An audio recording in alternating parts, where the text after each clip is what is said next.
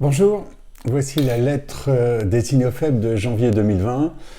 Désolé pour certains, je la lis toujours, j'arrive pas à la prendre par cœur, et puis il y a beaucoup de choses. Le premier point, c'est Apple pourrait suivre Nokia et Motorola dans le cimetière des éléphants. En fait, le sujet, je vais essayer de pas lire, c'est très simple, c'est que les produits Apple, les produits qu'on aime bien toucher, etc., sont voués à disparaître.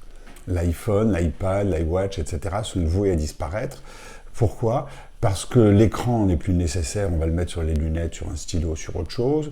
La batterie va être intégrée à notre corps, parce qu'on a remarqué que le corps est producteur d'énergie. La mémoire sera peut-être chargée dans notre ADN. Les micros et les écouteurs seront greffés à notre oreille, c'est quelque chose qui va arriver assez rapidement. Donc les produits vont disparaître, et éventuellement même on partira sur la singularité, c'est-à-dire qu'on donnera des ordres par la pensée. Ça, c'est peut-être une affaire de 20 ans.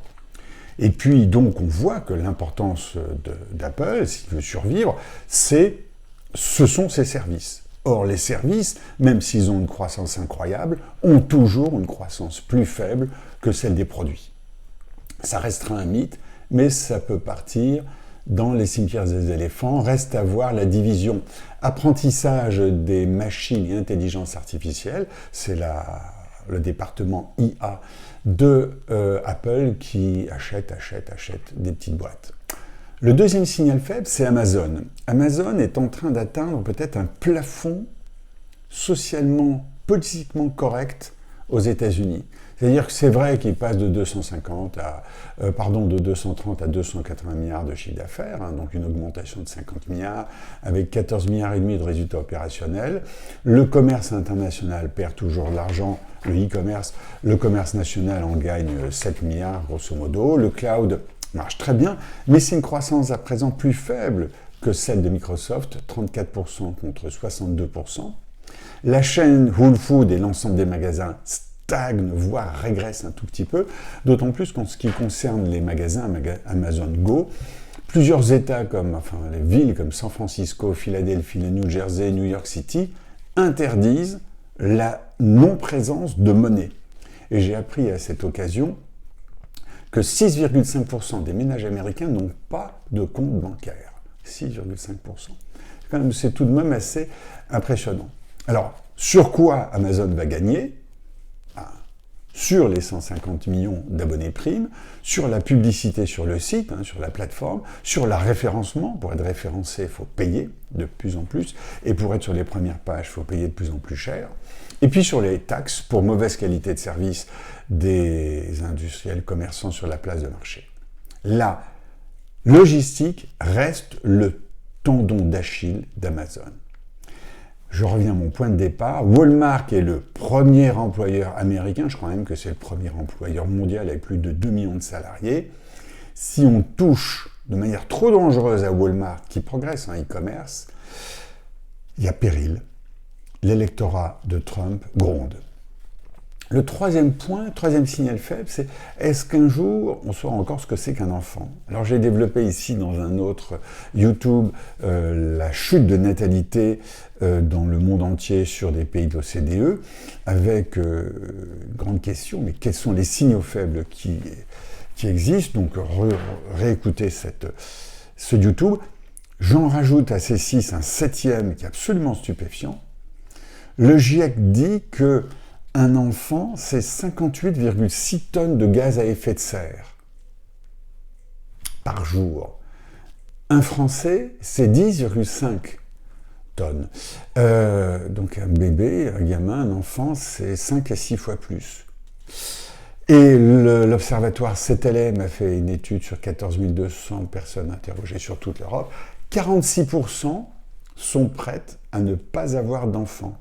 46%. Il faut voir ce que c'est que cette étude, etc. sur la base. Mais rien que d'abord de poser les questions et d'avoir ce résultat, moi, ça me fait froid dans le dos. Concernant la France, en France, on préfère monter une boîte que de faire des gosses. Le nombre de naissances, c'est donc 753 000. Le nombre de créations d'entreprises, c'est 816 000 en 2019, 691 000 en 2018, 591 000 en 2017. On en crée de plus en plus. quel que soit le niveau d'entreprise. Il n'y a pas que des micro-entreprises. Hein. Et alors on va dire, oui, c'est des chauffeurs Deliveroo. Non, non, il n'y a pas que ça. Il n'y a pas que ça. Il y a dans les services, dans l'informatique, dans plein de domaines. C'est pas Deliveroo, Uber. Non, non, non. Non, tous les domaines. Si on ajoute à la création d'entreprise, ça prend du temps, ça prend de l'énergie. Si on ajoute les 5 heures par jour sur les écrans, eh ben on n'a plus le temps de faire l'amour. D'autant plus que la fertilité, comme le célibat, s'accroissent et qu'on ne va pas lutter contre l'effet de serre, donc un gamin, ça fait peur. Cinquième signal faible, c'est Paul Bocuse et Jean-Paul Gaultier qui ont des étoiles qui s'effacent. Jean-Paul Gaultier, au bout de 50 ans, ne va plus faire partie du luxe français. Bref, d'une autre manière, mais il arrête la haute couture. Et Paul Bocuse a perdu une 3e étoile après 54 ans sont discontinués en ce qui concerne donc le pape de la gastronomie française.